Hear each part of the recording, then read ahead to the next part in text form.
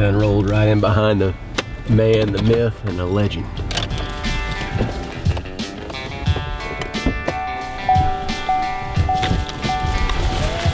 Boy, it's not every day you get to follow a legend in. What's up, buddy? Nothing much. What about you? Good to see you, bud. Good to see you too. Figured we'd take a lot more heat for this fancy rental vehicle we got here. I seen that. What's good?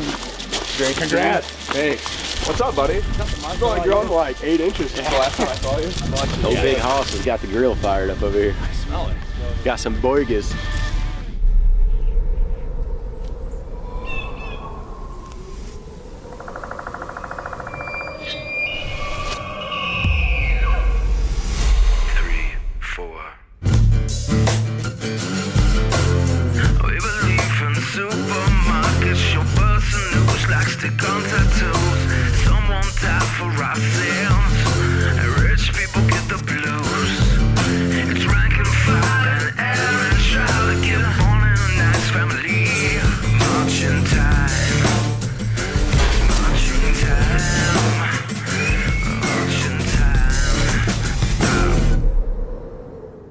Finally, the long-awaited Missouri rifle season is here, and this is like tradition, man. The day before rifle season, everybody's getting the rifles out, dialing in the old Tikas, and tomorrow morning, hopefully somebody in camp will be burning some powder.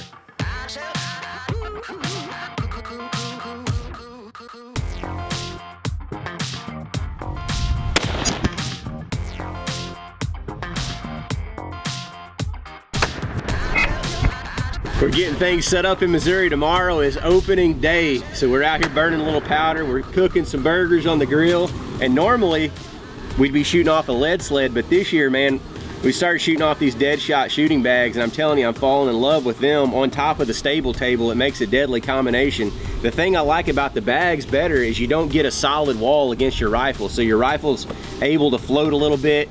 You're going to be able to shoot a better group. These things are easy and convenient to travel with. You can just snap them together. They come pre-filled, they're water resistant, and you can't beat them on top of this stable table. We got wind out here today, and it just makes for a super solid rest. And hopefully tomorrow we're gonna be burning some powder on some deer instead of some targets. The tradition of rifle season in Missouri is literally like Christmas Eve. It's the day before rifle season, we're dialed in, everything's shooting good. Now we're headed back to the Raven, and my main priority the day before rifle season is to figure out just where I can guard hole Hosie and Severson the most for opening day. Just rolled in, weather's nice, opening day in the morning. We got the gun shot. Severson and Evan rolled in. Boys, the old Beamer made it back here, shining colors. I guarantee you that car ain't never seen nothing like this before. It ain't the average rental you're gonna see here at back of the Raven Ranch. That's all we had. It's the day before rifle season, and as much as we're scrambling right now, this preparation started weeks prior. We were hanging stands, hanging trail cameras, doing everything that we could to get ready for these weeks that we had coming up on the Raven.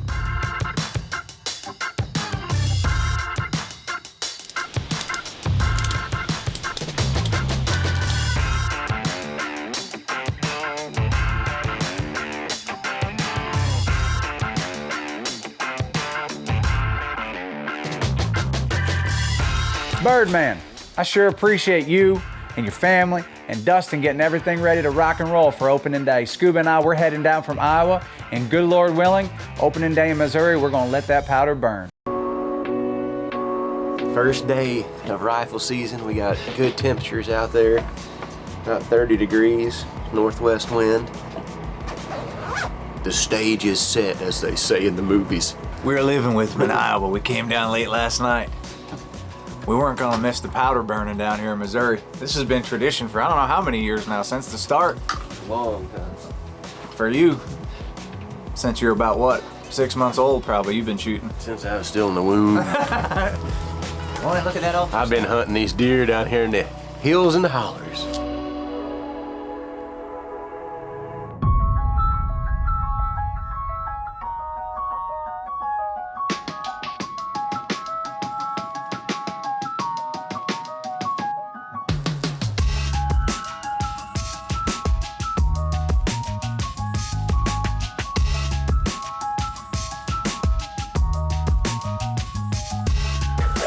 just sitting up in the tree, first morning of rifle season in Missouri, talking about how crazy slow it's been. We literally haven't even filmed a deer this morning. And the weather was, you couldn't have drew up a better morning. I didn't think. 30 degrees, high pressure, northwest winds. I don't know. I think we're still dealing with a little bit of lockdown. Coming from Iowa, we were dealing with the same stuff. For whatever reason, the big bucks just weren't up and moving, or if they were, we couldn't seem to get them in front of us. We were hopeful that 7 hours south it may be a little bit different with the way the weather was lining up to be. For Birdsong, it was a slow morning. For Scuba and I, however, things are starting to heat up. Back behind us. Shoot her back behind us. We're gonna get turns on up. He's coming up that left edge.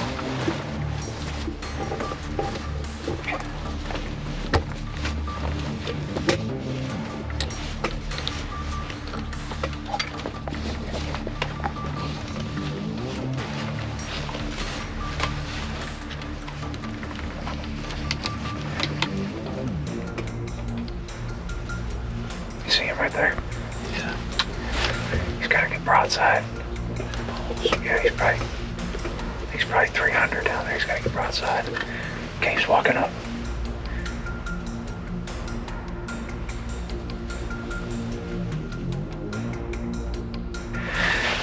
He's gonna go in that brush. You see him? Yeah. He just went behind that grass.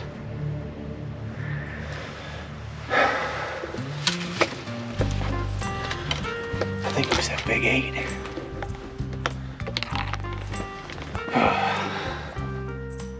That was a fiasco. Trying to get spun around on him, but on a positive, that's him. He's a good deer. He's a lucky deer. He was coming up and I almost shot. I clicked the safety off, but I mean, he's probably 300 yards down in there. I wanted him to get broadside before I took that shot.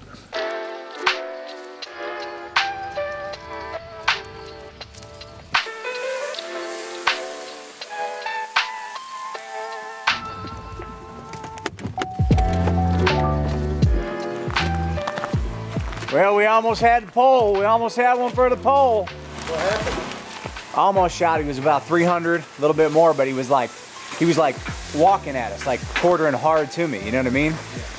So he was coming up the edge, and he kind of got to the edge, and instead of getting broadside, I was like, if he gets broadside, we'll try him down here. He got into that high grass there, and he just like disappeared.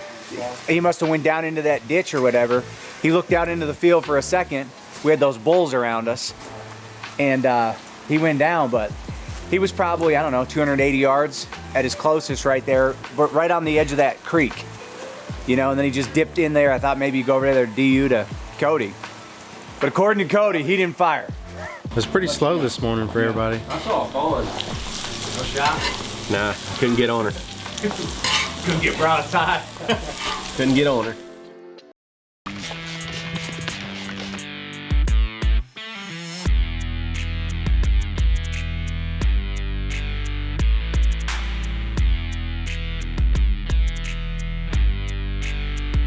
We're looking for one buck in particular, and that's Big Hoss. And I wish I could say that I've had a bunch of inventory, a bunch of trail camera pictures of him in here, but I have not. But historically, based off of last year's intel, he was in here and around here this particular time of year. So with any luck, he will do similar to what he done last year, move up in this area with some does.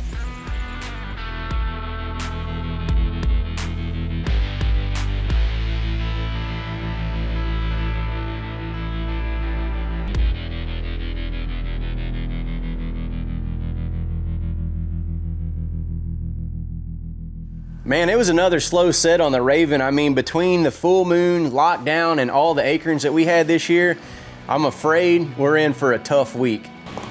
I'm just absolutely depressed. I'm just sitting here cooking. It's resorted to that with the week we've had. You do all the prep work in the world, you put in all the hours of work, all the sleepless nights in preparation for what really is our biggest camp of the year, which is rifle season. And then you have a year like we've had this year with just a tremendous amount of acorns. We're dealing with bad lockdown right now, and it just makes for rough hunting. I mean, that's all you can say about it, is it's tough. Let me tell you something. If there's one thing I know about you, I've been around you long enough. That skinning pole's gonna be filled here shortly. Time's coming. I've been around you long enough. It's gonna be a reckoning.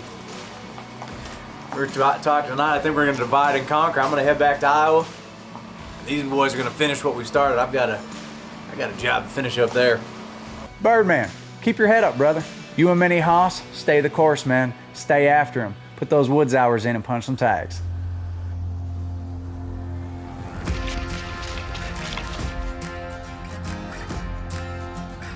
So it's getting later in the week. Most of the guys have already rolled out of camp, including Nate and Scuba headed back to Iowa. So I took the time to take my little girl Addie Joe out, and I'm hoping that she can be the lucky charm that I needed.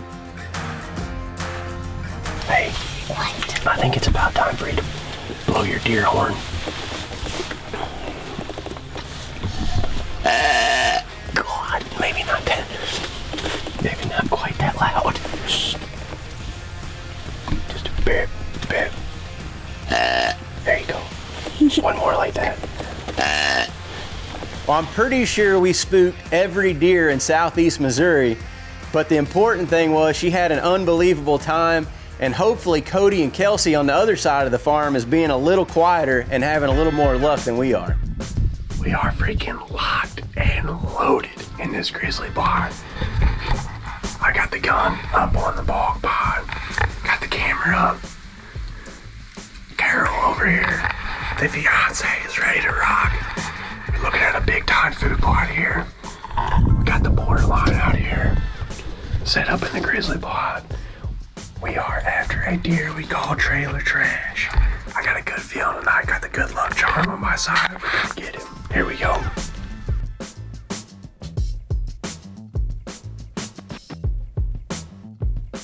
There he is right there. That's him. We gotta open this window. Okay. You get the window. Go real slow. He's looking over here. Okay.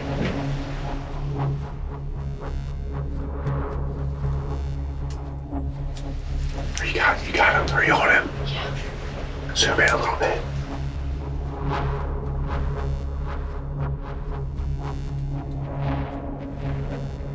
Alright, he's about to stop. Are you on him? Yeah. Alright, close your ears. Alright, good.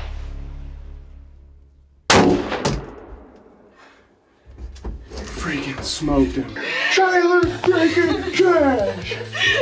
Oh my God. Dang right, man. Well, he's got some good brows too. Look at that big old sticker. I didn't know he had sticker that. off the back right there. Heck yeah. Dude, that is awesome, man. I'm pumped for you. Oh, Kelsey and Cody, the dynamic duo, done come in and got it done tonight. Didn't we? Freshly engaged, first deer together. That is awesome, man. I'm pumped for y'all. Only thing left's giving him the proper chariot ride. Finally, the ice has been broken for our Missouri rifle camp, and it took the newly engaged Cody and Kelsey duo to finally get it done.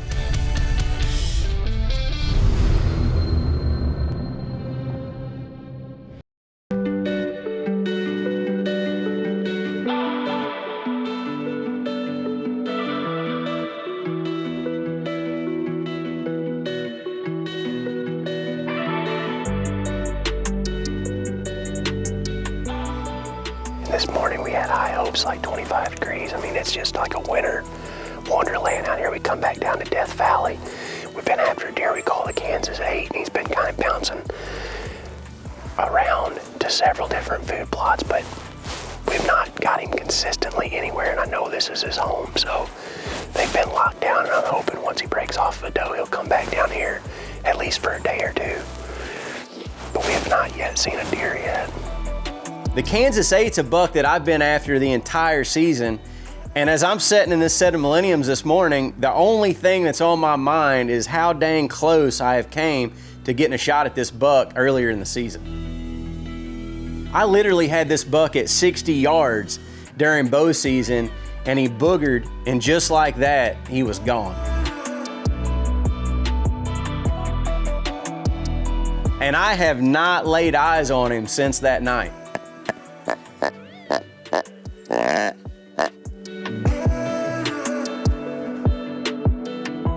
Hey, buck coming around the point right there. I can't tell what it is. Can you see that buck just come out from the point there? Let me see. I can't tell what it is. It's a pretty decent buck though.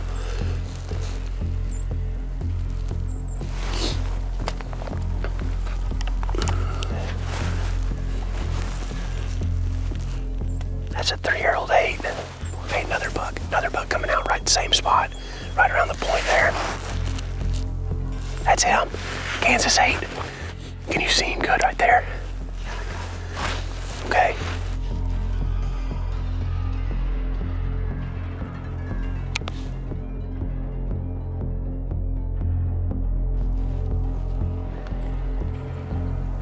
You want me to shoot him right there?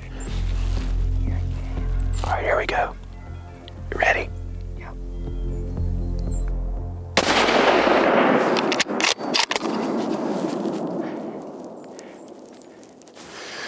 Oh, he's down.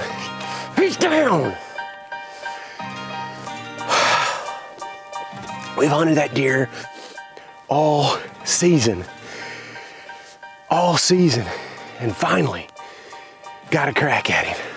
I cannot tell you how pumped I am to finally get my hands on the deer that I have chased the entire year. There's nothing like having your sights set on that one buck and then finally everything coming together at the last minute and finally getting it done. Man, what a tough few days that we've had in rifle season. One of the toughest rifle seasons I can ever remember. You know, some of the guys pulled out. Hosie went to Iowa. He shot a nice deer last night. But I think they're finally starting to break loose, and I'm telling you, they don't get any more special than being able to put your tag on one that comes off your home dirt. It felt dang good to finally get those outdoor edge knives out and watch that skinning pole finally start filling up.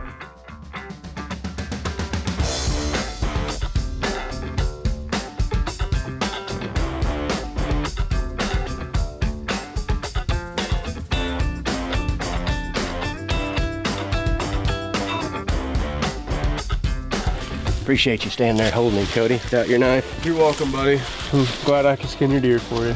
Man, the tradition of rifle season at home is one that never, ever gets old. We stuck it out to the very end, and it finally paid off. For all you rednecks at home, this is how you load a Southeast Missouri buck on the top of a tracker.